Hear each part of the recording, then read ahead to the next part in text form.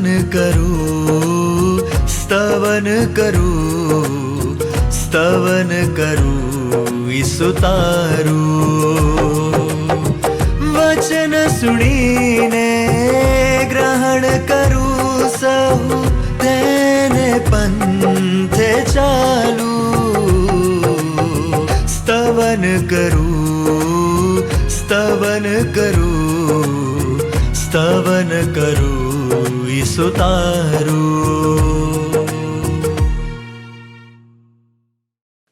મારા વાલા મિત્રો, આજના સ્તવન કાર્યક્રમમાં હું આપનું હાર્દિક સ્વાગત કરું છું. આ કાર્યક્રમમાં આપણે પવિત્ર બાઇબલમાંથી તિમોથીના પહેલા પત્રનો અભ્યાસ કરી રહ્યા છીએ. મિત્રો, આજના અભ્યાસમાં આગળ વધતા આપણે પહેલા અધ્યાયની 3 થી 10 કલમો જોઈશું, જેમાં પાઉલ પ્રેરિત તિમોથીને જૂઠ્ઠા શિક્ષણ વિરુદ્ધ ચેતવણી આપે છે.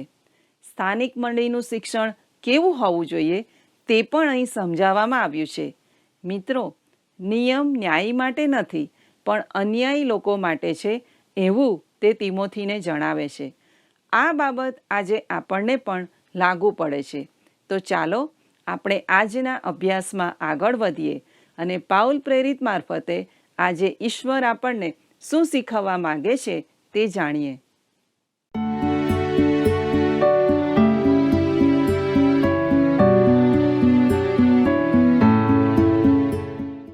પ્રિય મિત્રો, આજના અભ્યાસમાં આપનું સ્વાગત કરું છું. મિત્રો, આપણે જોઈ ગયા છીએ કે તિમોથીને લખવામાં આવેલ આ પત્ર સ્થાનિક મંડળીના વિશ્વાસનામા અને વર્તણૂક વિશે વાત કરે છે. તમારી સાચી વર્તણૂક પહેલાં તમારું વિશ્વાસનામું સાચું હોવાની અગત્યતા છે. આ કદાચ અશક્ય લાગે, કારણ કે કદાચ તમે ખોટું વિચારો પણ સાચી વર્તણૂક કરો. કેટલીક વાર ટ્રાફિકમાં આવું બને છે. કોઈ માણસ ડાબી તરફ વળવાની નિશાની કરે છે અને અચાનક જ જમણી તરફ વળી જાય છે. માણસ વારંવાર સારું કરવાનો પ્રયત્ન કરે છે પણ ખોટા વિચારો સાથે કરે છે.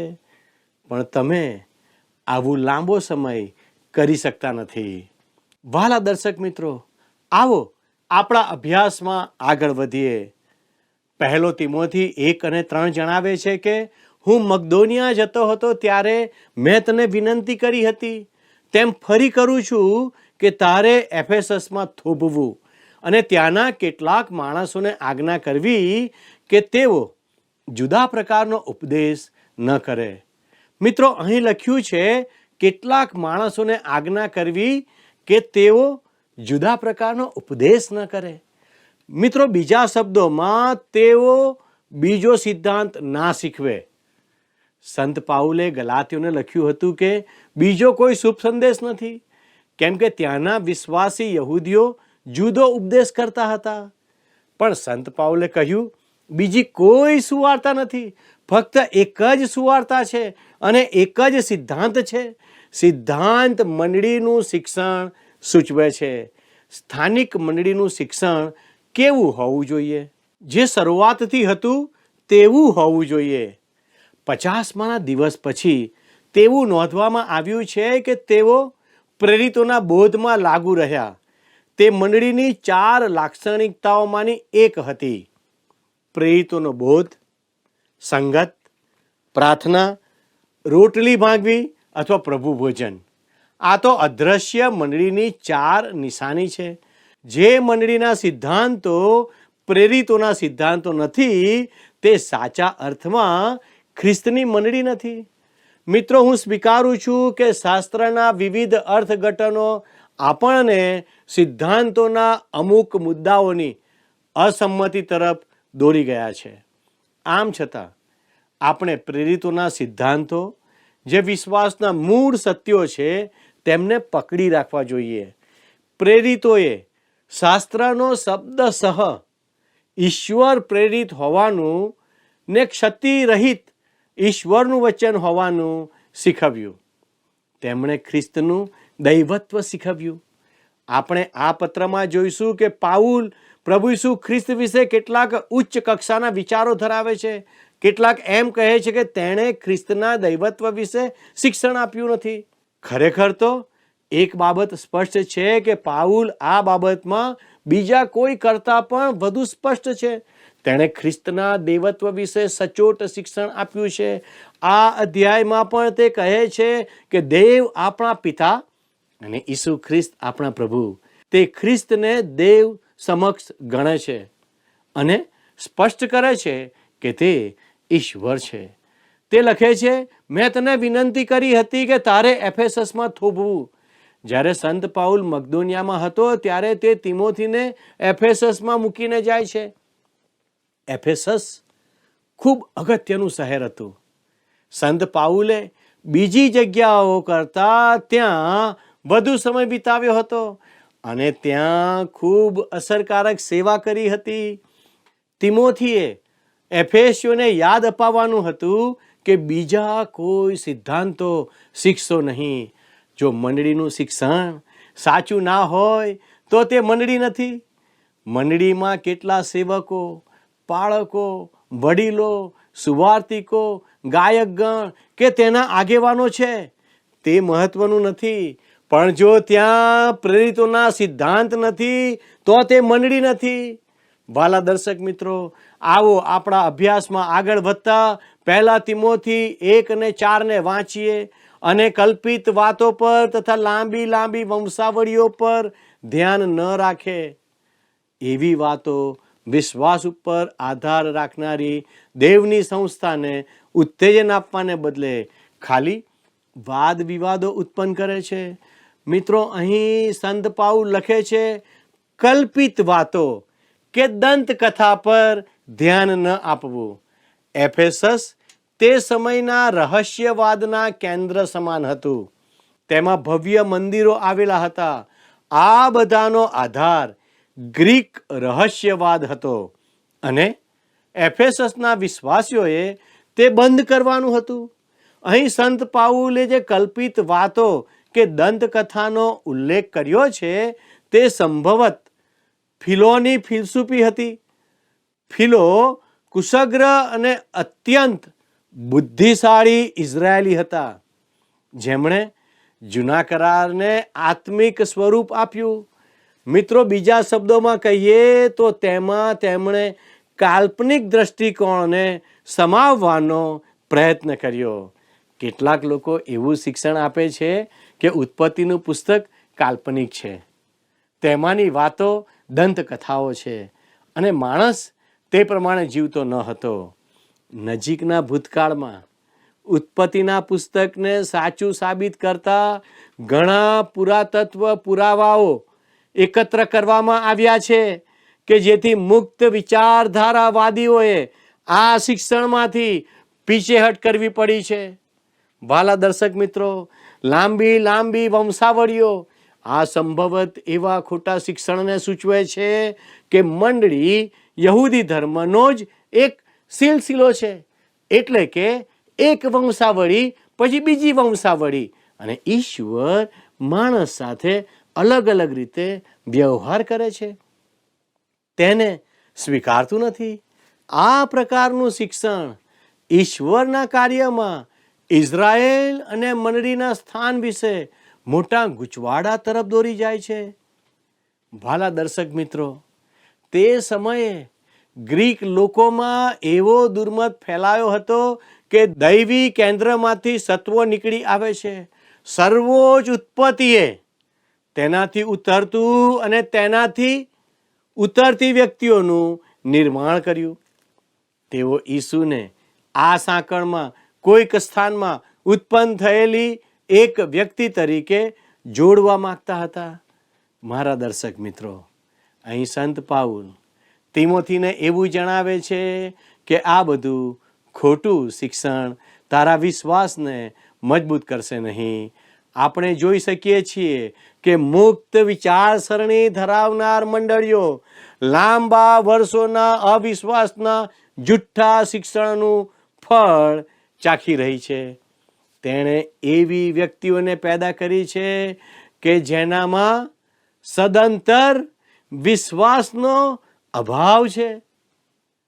તેમણે ઈશ્વરના વચનોને નકારી કાઢ્યા છે અને તેમની મંડળીઓમાં તેનું પરિણામ જોઈ શકાય છે. આવો આપણા અભ્યાસમાં આગળ વધતા 1 તિમોથી 1:5 જણાવે છે, એ આજ્ઞાનો મુખ્ય હેતુ તો શુદ્ધ હૃદયથી તથા સારા અંતઃકરણથી તથા ઢોંગ વગરના વિશ્વાસથી પ્રીતિ રાખવી એ છે. સારા અંતઃકરણથી પ્રીતિ રાખવી. સંત પાઉલ જે આત્મીયતાથી આ યુવાન બાળકને લખે છે, તે તેમના બીજી મંડળીઓને લખાયેલા પત્રોમાં જોવા મળતી નથી. તે તિમોથીને કહે છે કે મંડળીમાં જે શીખવવામાં આવે છે તેના પર શુદ્ધ અંતઃકરણથી પ્રીતિ ઉત્પન્ન થવી જોઈએ. શુદ્ધ અંતઃકરણ તે આપણા જૂના માણસપણાનું વિરોધી છે.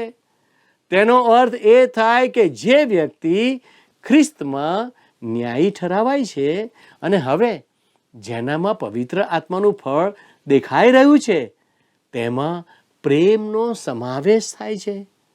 મિત્રો, 3 બાબતો મંડળીમાં દેખાવી જોઈએ. પહેલું, વિશ્વાસ. ઈશ્વરમાં અને તેમના વચનોમાં વિશ્વાસ. બીજું, પ્રેમ. પ્રેમ દરેક સમયે શબ્દોથી વ્યક્ત કરવાની બાબત નથી. પ્રેમ અન્યો માટેની સક્રિય ચિંતા છે, જેનો અર્થ એ છે કે તમે તેમના વિશે અફવા ફેલાવશો નહીં અથવા કોઈ પણ સ્વરૂપમાં હાનિ પહોંચાડશો નહીં. પ્રેમ ફક્ત શબ્દોમાં હોતો નથી, પણ કાર્યોમાં દેખાવો જોઈએ. ખરું ને મિત્રો? મંડળી વિશ્વાસથી ને પ્રેમમાં જીવવી જોઈએ. મંડળી સ્વતંત્ર હોય કે વડીલ શાસિત હોય, પણ તમને માળખાની અને અધિકારીઓની જરૂર છે. જો તમારામાં વિશ્વાસ ને પ્રેમ ના હોય તો તમે ભેગા મળવાની જગ્યા કે ધાર્મિક મંડળથી વિશેષ કશું નથી. પણ જો પ્રેમ અને વિશ્વાસ પ્રદર્શિત થતો હોય તો શાસનની પદ્ધતિ અગત્યની નથી. મિત્રો, ત્રીજી બાબત, શુદ્ધ અંતઃકરણ મંડળીના જીવનમાં દેખાવું જોઈએ. દરેક વિશ્વાસી પાસે શુદ્ધ અંતઃકરણ હોવું જરૂરી છે. જ્યારે તમે પથારીમાં ઊંઘવા જાઓ છો ત્યારે તમને લાગે છે કે તમે દિવસ દરમિયાન કશું ખોટું બોલ્યા છો કે વર્ત્યા છો. ઘણા વિશ્વાસી લોકો બહુ સંવેદનશીલ હોય છે. સંવેદનશીલ અંતઃકરણ હોવું સારી બાબત છે. કેટલાકના અંતઃકરણ ધગધગતા લોખંડથી બળી ગયા હોય તેવા છે, એટલે કે તેઓ સાચા કે ખોટા પ્રત્યે અસંવેદનશીલ છે. પ્રેમ, શુદ્ધ અંતઃકરણ અને વિશ્વાસ. સંત પાઉલ જણાવે છે કે આ 3 બાબતો વિશ્વાસીઓ દ્વારા સ્થાનિક મંડળીમાં દેખાવી જોઈએ. 1 તિમોથી 1:6 વાંચીએ. એ બાબતો પર લક્ષ્ય ન રાખવાથી કેટલાક મિથ્યા બકબકાટ કરવા લાગ્યા. મિથ્યા બકબકાટ એટલે ખોખલી વાતો, સુંદર શબ્દો, પુષ્પ સમાન ભાષા. કેટલાક લોકો એવા છે જેઓ તમારા વખાણ કરશે, તમારી પીઠ થપથપાવશે, પણ તેનો કોઈ અર્થ નથી. તે ફક્ત વાતો જ છે.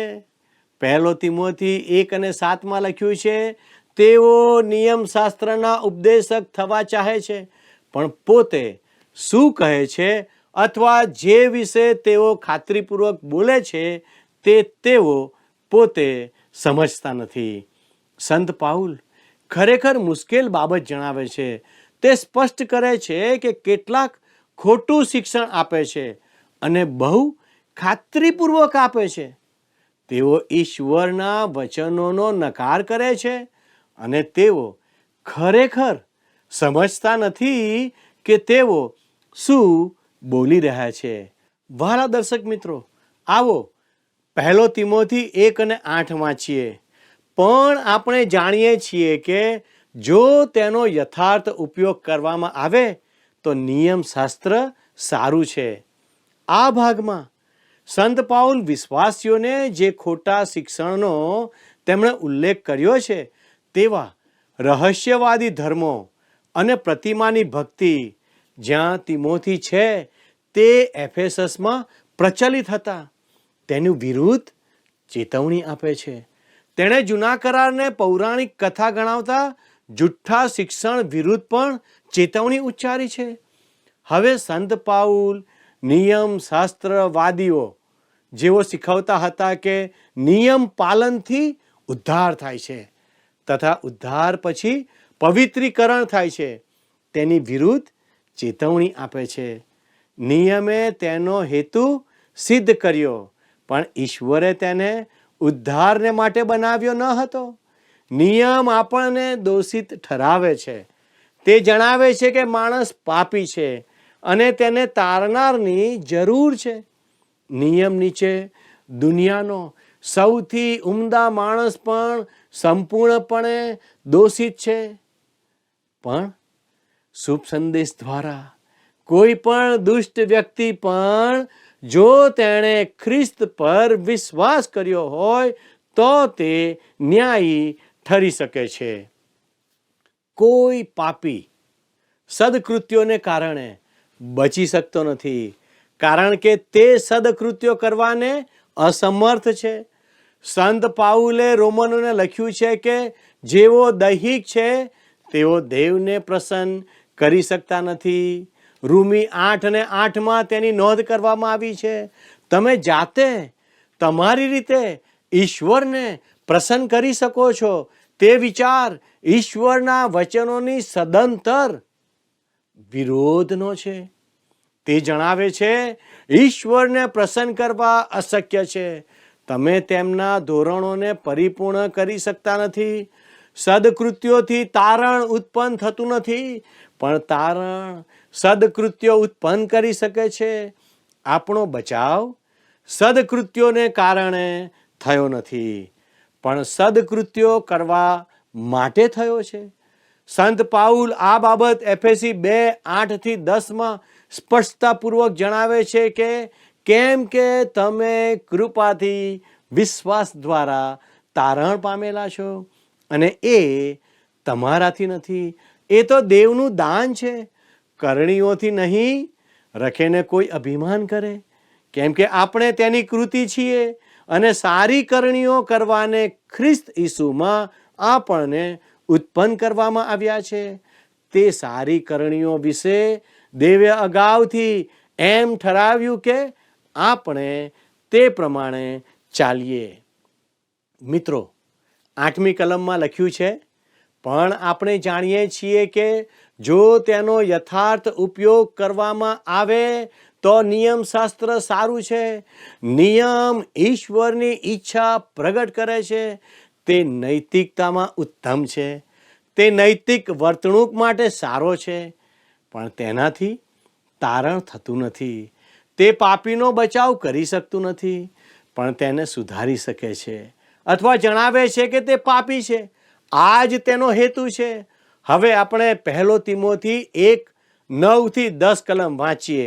આપણે આટલું તો જાણીએ છીએ કે નિયમ તો ન્યાયીને માટે નથી પણ અનીતિમાન તથા સ્વચ્છંદીઓને માટે છે, જેઓ અધર્મી તથા પાપી, અપવિત્ર તથા ભ્રષ્ટ, પિતૃહત્યારા તથા માતૃહત્યારા, ખૂનીઓ, વ્યભિચારીઓ, પુમૈથિનીઓ, મનુષ્ય હરણ કરનારાઓ, જુઠ્ઠાઓ તથા જુઠ્ઠા સમ ખાનારાઓ એવા સર્વને માટે છે. વહાલા દર્શક મિત્રો, સંત પાઉલ જણાવે છે કે જેઓ ખ્રિસ્ત પરના વિશ્વાસને કારણે ન્યાયી ઠરી ચૂક્યા છે તેવા ન્યાયી માણસને નિયમ આપવામાં આવ્યો નથી.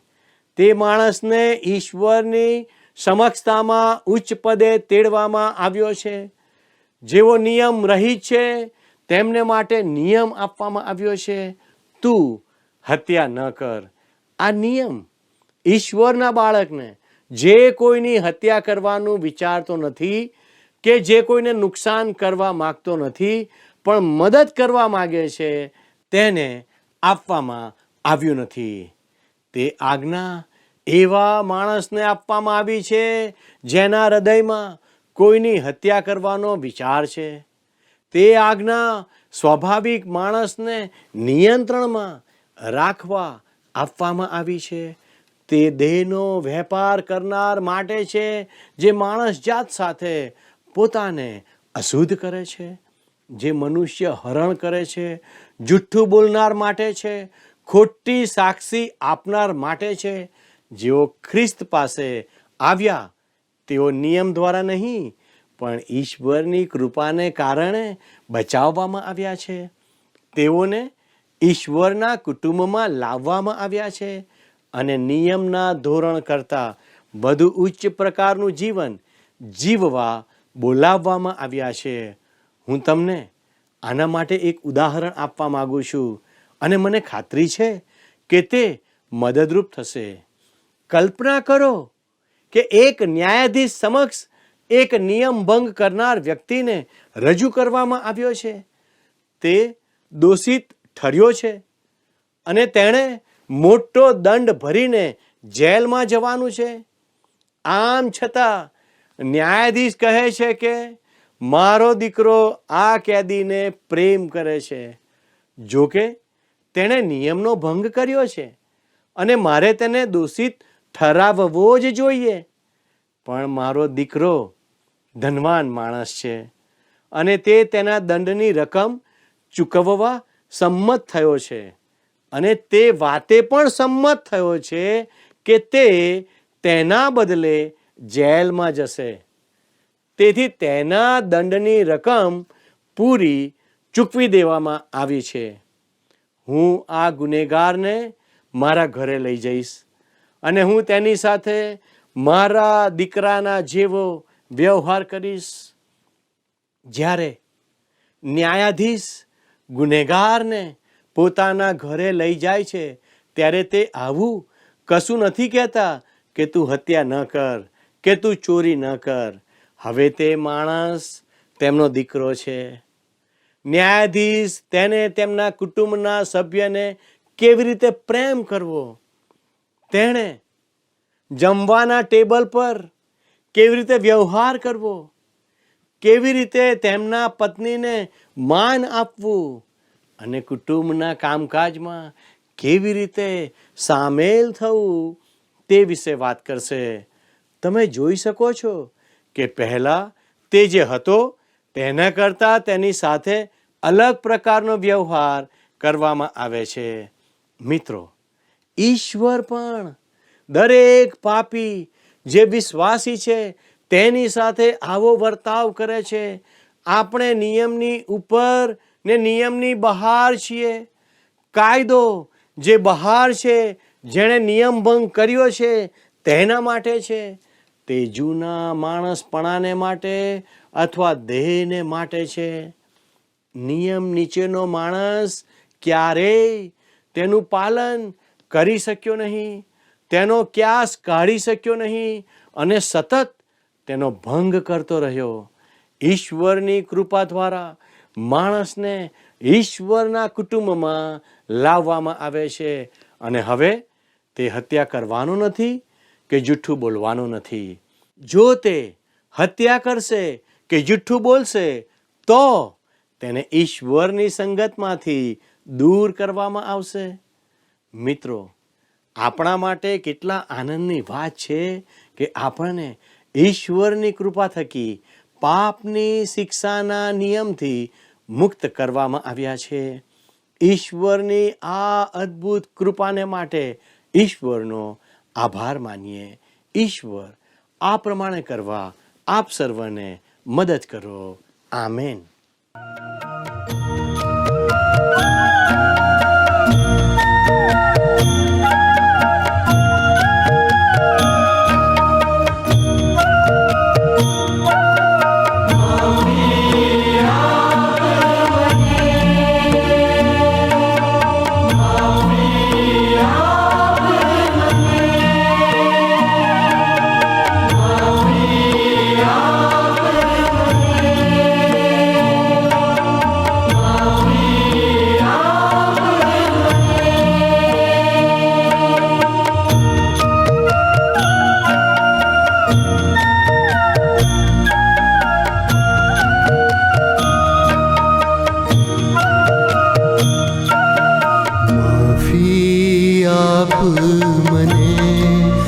પતિત છું, માફી આપ મને.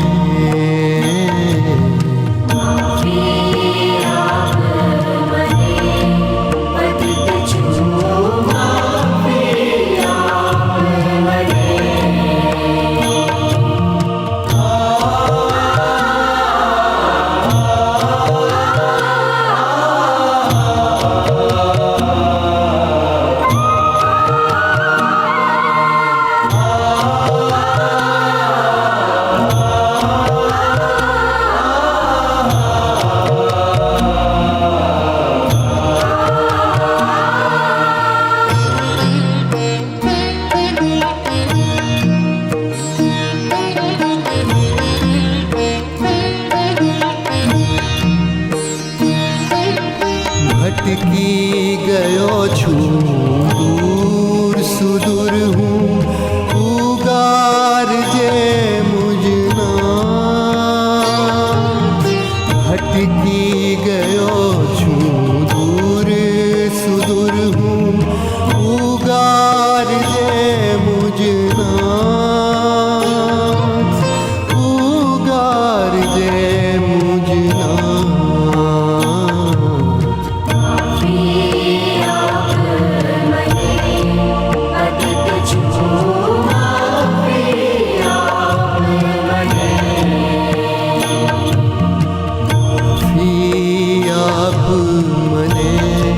પતિત છું, માફી આપ મને.